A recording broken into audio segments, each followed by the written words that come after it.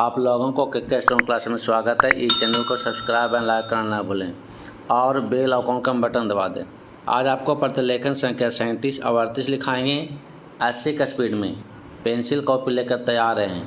Ready, last ready and start. महोदय, मैं इस बात पर भी जोर देना चाहूँगा कि इस स्थिति का वास्तविक हल बेहोशी की दवा देकर नहीं किया जा सकता।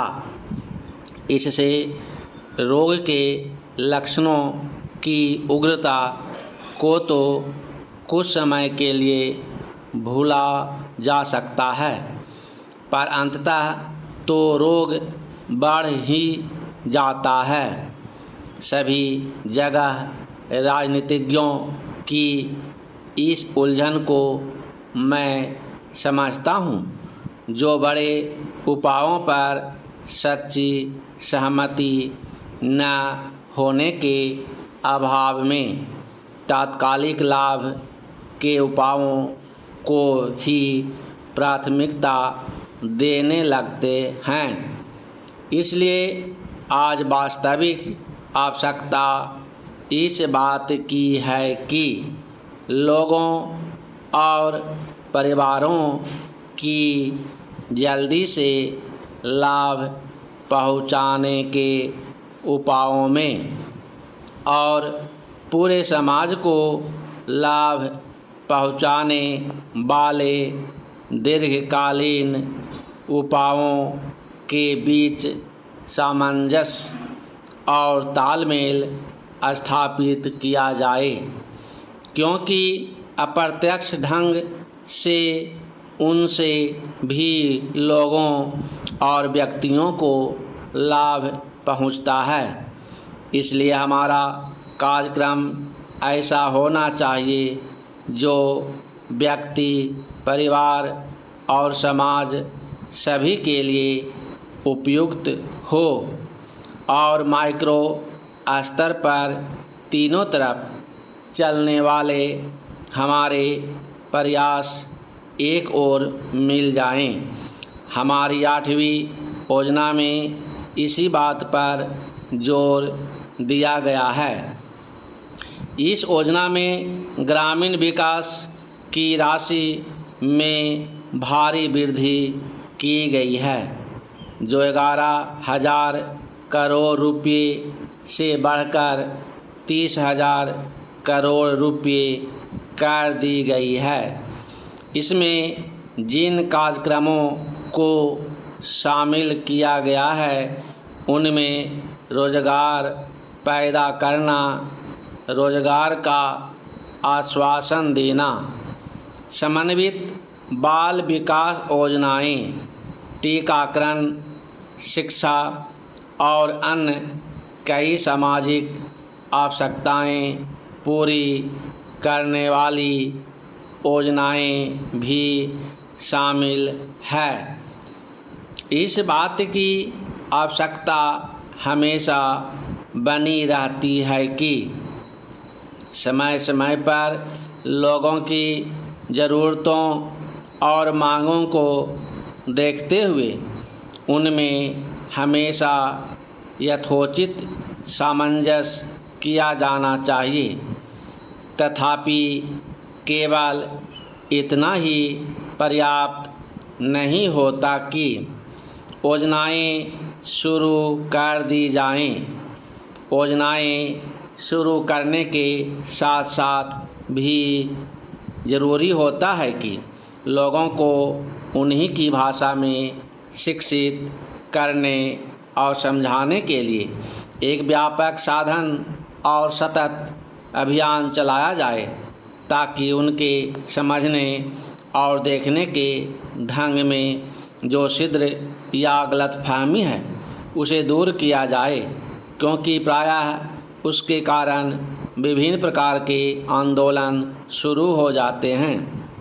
इसलिए गाँव में उन्हें समझाने के माध्यम में परिवर्तन करना अत्यधिक महत्व का है और मुझे इस बात का निश्चय नहीं कि इस दिशा में हमने जो कुछ करना है, क्या हुआ हम कर चुके हैं। पहला चेंज, प्रगति और वृद्धि की दर में तेजी लाने के मार्ग पर चलने के लिए सामूहिक प्रयास की ज़रूरत होती है।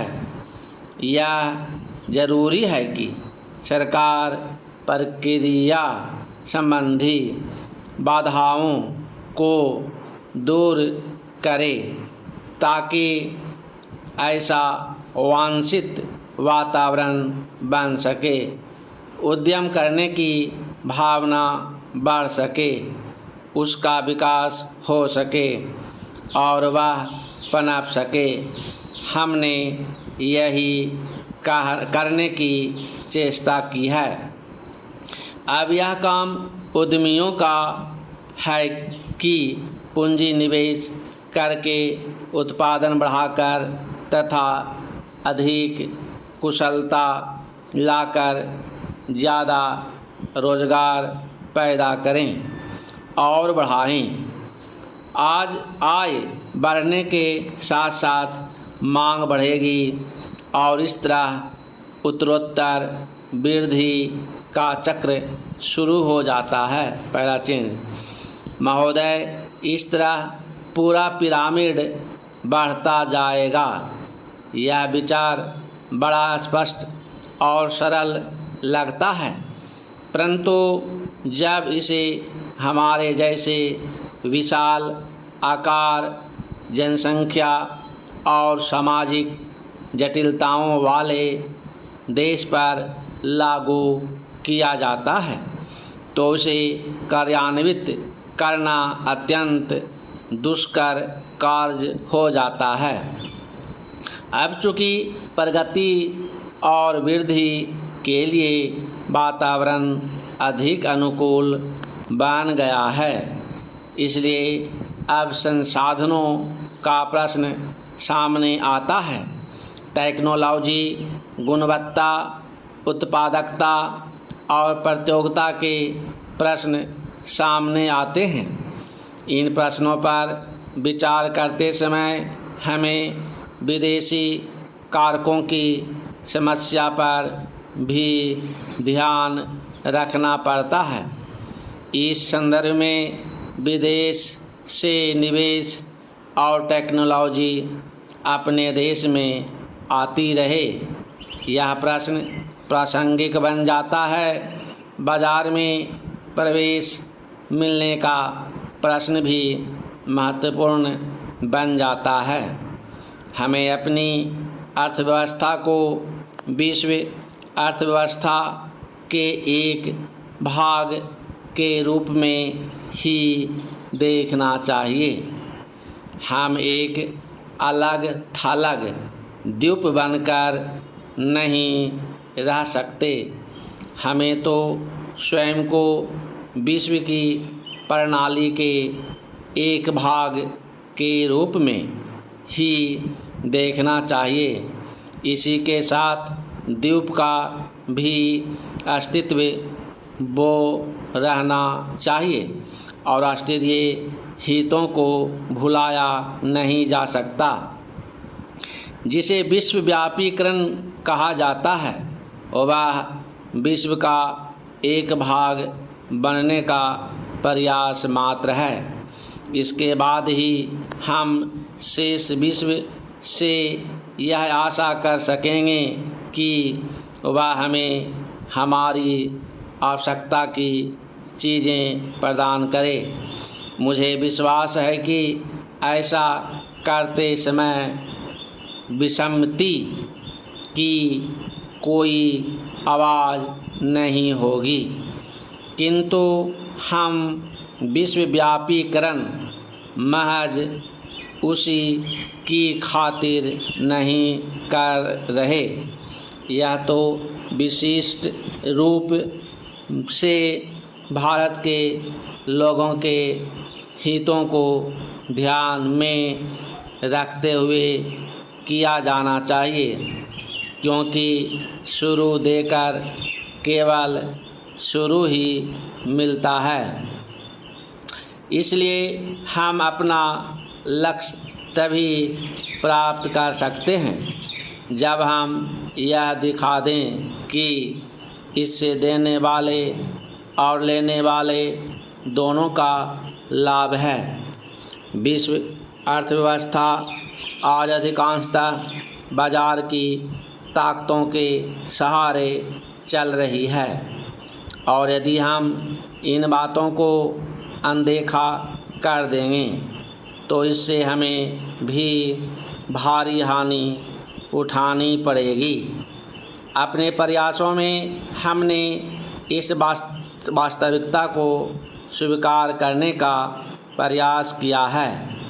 विश्वव्यापीकरण से हम अभिभूत नहीं हैं, परंतु हम अपनी ओर से यथार्थ को समझने की पूरी चेष्टा करते हैं। कुछ आलोचकों ने यह कहा है कि विदेशी निवेशकर्ता हमारी अर्थव्यवस्था पर छा जाएंगे। इस संबंध में मैं केवल यह कह सकता हूँ कि अब तक यद्यपि हमारी नीतियों पर अच्छी प्रतिक्रिया हुई है और विदेशी निवेश आकर्षित हुआ है, परंतु यह हमारी ज़रूरतें पूरी करने के लिए नितांत अपर्याप्त है। आपको देखकर मुझे ऐसा नहीं लगता कि हमारे ऊपर कल विदेशी निवेशकों के छा जाने का खतरा लग रहा है। मुझे लगता है कि यहाँ उपस्थित आप लोगों में आत्मविश्वास की भावना बड़ी प्रबल है और इस प्रकार की आलोचनाओं का सही उत्तर है। मैं विदेशी निवेश के प्रस्तावों की दो विशेषताओं को दोहराना चाहूँगा ताकि वह व्यक्ति इस बारे में आश्वस्त हो जाएं। समाप्त। अगर डिक्टेशन बढ़िया लगा तो सब्सक्राइब और लाइक करना ना भूलें और बेल आइकन का बटन दबा दें। धन्यवाद।